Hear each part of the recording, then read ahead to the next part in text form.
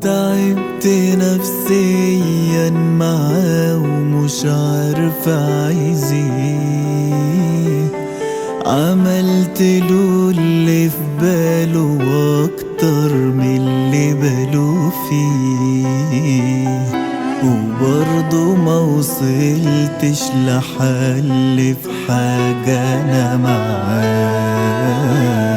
مقصرة في حقه ده ولا محمل عليه؟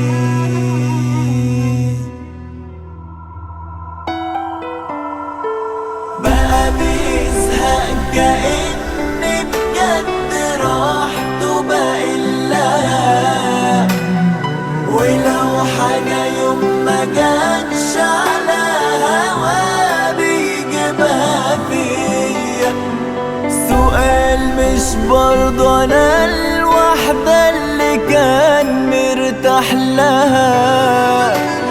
ليه طب وانا زي ما انا دلوقتي متغير عليا؟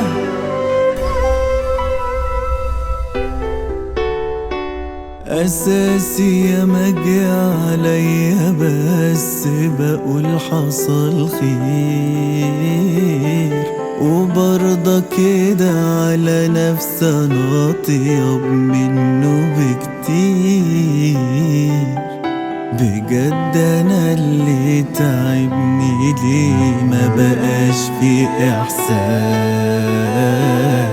وليه بقى اللي يحب حد اللي تقدير؟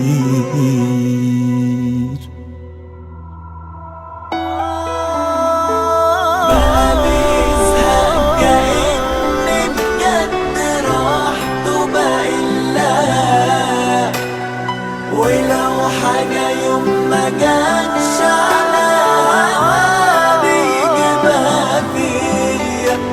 سؤال مش برضه انا الوحدة اللي كان مرتاح لها؟